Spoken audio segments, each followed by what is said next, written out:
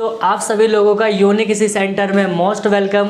तो जैसा कि मैंने आपको बता दिया था कि हमारी जो 11th क्लास की जो स्टैटिस्टिक हमने उसको शुरू कर दी थी, तो उसमें गाइज हमने 3 चैप्टर को बहुत डिटेल के साथ हमने कवर कर लिया था।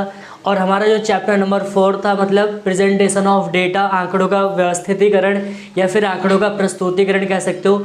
तो वहाँ पर क्या था कि हमने उसके फर्स्ट पार्ट को देखा था कि व्यवस्थितीकरण क्या होता है गाइज, और फिर हमने देखा था वर्गीकरण क्या होता है, वर्गीकरण के उद्देश्य क्या होता है। तो अगर आप में से ऐसा कोई स्टूडेंट है जो हमारे चैनल पे फर्स्ट टाइम विजिट करा, तो आप सभी लोगों का मोस्ट वेलकम कि आप हमारे चैनल पे आए हैं। और आ गया तो आप वीडियो को लाइक कर दीजिए, शेयर कर दीजिए और चैनल को कर दीजिए सब्सक्राइब कर दीजिए। अगर बाकी की वीडियो आपने नहीं देखा तो आप कहाँ पर जाके चेक करिए, प्ले लिस्ट पर जाके, वहाँ पर सारी के सारे वीडियो डिटेल में वहाँ पर जाके चेक कर सकते हो।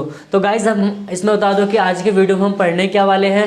तो इसमें बेसिकली हम 2 टॉपिक को कवर करेंगे और जहाँ से आपके 2 से 3 नंबर के क्वेश्चन आपको पेपर में 100% गिरेगा, उसको पकड़ लेना, ठीक है। ये टॉपिक आपको यहाँ पर ध्यान से 3 नंबर का क्वेश्चन आपका गारंटेड है, यहाँ से टॉपिक आने वाले हैं, ठीक है। तो चलिए पहला हमारा जो टॉपिक है कि एक अच्छे वर्गीकरण की विशेषता बताइए। मतलब कि जो भी हम क्लासिफिकेशन करते हैं उसके क्या क्या कैरेक्टरिस्टिक्स होते हैं वो हमें बताना है, ठीक है। तो यहाँ पर पहले क्या होती है विशेषता देखते हैं। यहाँ पर पहला कह रहा है कि व्यापकता।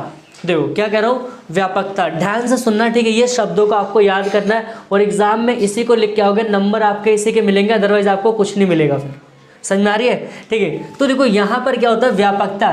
तो व्यापकता का मतलब कहता है कि जैसे कि हम किसी चीज़ को, जब हमारे पास मान लेते बहुत बड़ा डेटा हो, ठीक है, बहुत मतलब कह सकते हो व्यापक स्तर पर क्या होता है कि बिल्कुल डेटा होता है। तो जब हम क्या करते हैं कि उन चीज़ों को समझना होता है तो हम उसको छोटे छोटे टुकड़ों में क्या करते थे, व्यापक स्तर की चीज़ों को मतलब हम अलग अलग टुकड़ों में बांट देते हैं, ठीक है। जिससे क्या होता है कि हमें क्या होता है, बिल्कुल चीज़ें क्या होती है ईजी समझ में आती है। तो आप कह सकते हो कि वर्गीकरण के द्वारा क्या करते हैं, जो व्यापक स्तर की जो चीज़ें होती है हम उसको क्या ईजी कर सकते हैं। दूसरा क्या होती है, दूसरा किस कहते हैं, स्पष्टता। स्पष्टता का मतलब क्या होता है कि जब हम वर्गीकरण करते हैं तो वर्गीकरण के द्वारा क्या होता है कि हमारे जो आंकड़े होते हैं, जो हमारा जो डेटा होता है जिसमें हम उसको प्रेजेंट करते हैं, वो क्या होता है काफ़ी स्पष्ट, काफ़ी क्लैरिटी आ जाती है। समझ में आ रहा होगा क्या कह रहा हूँ, काफ़ी डेटा के अंदर क्लैरिटी आ जाती है, जिससे क्या होता है कि हमें मतलब उसको हम अच्छे से अंडरस्टैंड कर सकते हैं, उसको समझ सकते हैं, उसमें कोई भी इशू नहीं होगा, ठीक है। तीसरा पॉइंट क्या रखिए, अनुकूलता। देखो अनुकूलता का मतलब क्या होता है गाइस, तो जैसे कि अगर हम बात करते हैं वर्गीकरण क्या होता है, हम क्लासिफिकेशन अलग अलग बेस पे करते हैं। तो वर्गीकरण के द्वारा क्या होता है कि हमारे पास एक अनुकूल परिस्थिति होती है जिसके द्वारा हम आंकड़ों को अलग अलग कैटेगरी में क्या करते हैं, डिवाइड करके हम अच्छे से उसको समझ सकते हैं, ठीक है। और चौथा पॉइंट क्या है कि लोचदार। देखो मतलब लोचदार का मतलब क्या होता है कि जब भी आप क्लासिफिकेशन करोगे, ठीक है, तो क्लासिफिकेशन करने के दौरान आपके दिमाग में एक बात याद रखनी चाहिए, क्या कि आपका जो वर्गीकरण होना चाहिए क्लासिफिकेशन में परिवर्तनशील होना चाहिए। उसी को हम क्या कहते हैं, लोचदार। क्या कहते हैं, लोचदार का मतलब कहते हैं परिवर्तनशील, जिनमें हम क्या कर सकते हैं, चीज़ों को परिवर्तित कर सकते हैं, ठीक है। और लास्ट पॉइंट क्या कह रहा है आपका, स्थिरता। क्या कह रहा है, स्थिरता मतलब क्या होता है कि जिसमें हम क्या मतलब स्टेबिलिटी कहते हैं कि जब भी वर्गीकरण होगा तो हमारे पास जो भी डेटा मेंशन करते हैं वो कहने की क्या होता है, वहाँ पर कांस्टेंट हो सकता है या फिर वहाँ पर क्या स्टेबल हो सकता है, ठीक है। तो ये गाइस हमारा जो था अभी हमने देखा था 3 नंबर के क्वेश्चन को। अब हम देखते हैं कि अगला जो टॉपिक है, यहाँ से आपके 2 से 3 नंबर के क्वेश्चन गारंटेड यहाँ से आएंगे जरूर, ठीक है। ये टॉपिक देख लेना, क्या इसको आप कॉपी लेके बैठे, नोट डाउन इसको करते रहिए, क्या क्या चीज़ें बता रहा हूँ, और शायद आपको दोबारा ये चीज़ आपको देखने को नहीं मिलेगी, ठीक है। तो चलिए यहाँ पर देखते हैं। तो कह रहे हैं कि आंकड़ों का मतलब वर्गीकरण के आधार कि जो क्लासिफिकेशन करते हैं हम वो किस बेस पे कर सकते हैं। बात समझ आ रही है। जैसे आपने देखा होगा कि आपके घर में मतलब मम्मी पापा जब जॉब वगैरह से करके आते हैं तो आपके लिए चॉकलेट आते हैं, तो कहते हैं कि ना बहन इतनी लेगी और भाई इतना लेगा, और उसमें 2 लोग आपस में क्या लड़ाई करते हैं। तो यहाँ पर हमें समझना क्या है कि जो क्लासिफिकेशन होता है उसको हम किन किन बेस पे कर सकते हैं। तो स्पेशली इसके 4 बेस होते हैं। पहला क्या, भौगोलिक वर्गीकरण, दूसरा समयानुसार होता है, तीसरा क्या होता है गुणात्मक वर्गीकरण, और चौथा क्या होता है मात्रात्मक होता है या फिर संख्यात्मक। इसके गाइस 2 नाम है, इसको ध्यान से नोट डाउन कर लेना क्योंकि क्वेश्चन यहाँ से पूछे जाते हैं, आपको लिखने पड़ते हैं, ठीक है। तो अब देखते हैं भौगोलिक वर्गीकरण, ठीक है। भौगोलिक वर्गीकरण का मतलब क्या होता है, जब हम कैसे क्षेत्रों के आधार पर, जैसे कहते हैं ना यूपी, बिहार, राजस्थान, ठीक है, राजस्थान हो गया, पंजाब हो गया। तो अगर हम कहते हैं ना यहाँ पर देखो, जैसे कि हम बात करें राज्य हमने ले लिया पंजाब, हरियाणा, यूपी, बिहार, ठीक है। तो यहाँ पर मान लेते हैं कारखानों की संख्या। तो ये हमारे जो हिस्से इनकी बाउंड्री लाइन है, इनकी एक भौगोलिक एक जोग्राफिकल क्या है बाउंड्री लाइन है। तो जब हम आंकड़ों को इस बेस पे क्या करते हैं, उसको हम क्या करते हैं क्लासीफाई करते हैं, तो वो क्या कहलाता है हमारा भौगोलिक मतलब भौगोलिक वर्गीकरण। समझ में आ रहा होगा। अगर आपके कोई डाउट है आप कमेंट सेक्शन में वहाँ पर कमेंट करिए, आपके उसके आंसर आपको जल्दी मिलेंगे।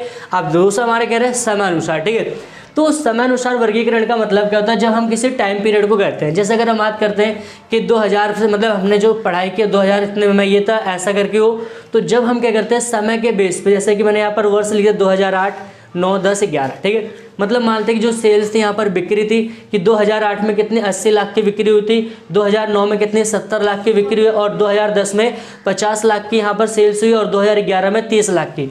तो जब हम क्या करते हैं कि वर्ष के आधार पर करते हैं तो हमारा क्या कहलाता है, वो समयानुसार करता है। क्लियर है, समझ में आ रहा होगा आप लोगों को। अगर आपको गाइस वीडियो अच्छी लग रही है तो वीडियो को क्या करना, एक लाइक बनता है आपके लिए, ठीक है। तो यहाँ पर वीडियो को लाइक कर दीजिए, ठीक है। आगे चलते हैं गुणात्मक वर्गीकरण। देखो गुणात्मक वर्गीकरण में क्या होता है कि जब हम क्या होता है गुणों के बेस पर बात करते हैं। जैसे कि अगर मैं ही पूछूं, ठीक है, आप कितने इंटेलिजेंट है बता सकते हो। अगर मैं कहूँ कि आप कितने इंटेलिजेंट हो तो आपको कि 4, 5 नहीं बता सकते। फिर मैं कहूँ आप मान लेते हैं कि आपके माता पिता आपको कितना प्यार करते हैं, कहोगे 2, 4 नहीं बता सकते। रीज़न की क्या क्वालिटी होती है, क्या होती है, क्वालिटी होती है, ठीक है। तो अब यहाँ पर देखो हमने क्या कर लिया कि मानते हैं पॉपुलेशन में उसमें हमने डाले कुशल और अकुशल, ठीक है। अब इसी कुशल को हम कहते हैं अमीर और गरीब। मानते हैं अमीरों की संख्या कितनी 10 है, 15 है, ये है, फिर गरीब की इतनी ऐसे करके, ठीक है। सेम यहाँ पर मानते हैं कि अकुशल में क्या अमीर जो 15 है और फिर 7 है, फिर 20 ऐसा करके, ठीक है। तो जब हम क्या करते हैं कि कोई भी डेटा होता है उसको अलग अलग गुण के बेस पे करते हम क्लासीफाई करते हैं, तो हमारा क्या कहता है गुणात्मक वर्गीकरण। समझ में आ रहा होगा। अगला करें हमारा मात्रात्मक है, इसमें आपने पढ़ा होगा, ठीक है। इसमें अपना टॉपिक देखे होंगे क्या क्या होता है। तो मात्रात्मक का मतलब क्या होता है, जैसे कि हम जब उसको न्यूमेरिकल के फॉर्म में, जैसे टेबल्स होती है हमारी, जैसे क्लास इंटरवल होता है 0 से 10, 10 से 20, 20 से 20, 30, 30 से 40 ये करके, और वहाँ पर आपके विद्यार्थियों की संख्या है, फिर फ्रीक्वेंसी वगैरह, ठीक है। तो गाइज ये था जो आपका टॉपिक था, इसे हम क्या कहते हैं मात्रात्मक। तो गाइज आपको आई होप कि आपको वीडियो अच्छी लग रही होगी। अगर आपके कोई डाउट्स हो तो आप कमेंट सेक्शन में आके कमेंट करिए। अदरवाइज अगर आपको वीडियो अच्छी लग रही है वीडियो को लाइक करिए, शेयर करिए और चैनल को ज़्यादा से ज़्यादा सब्सक्राइब करिए। So thanks for watching this video।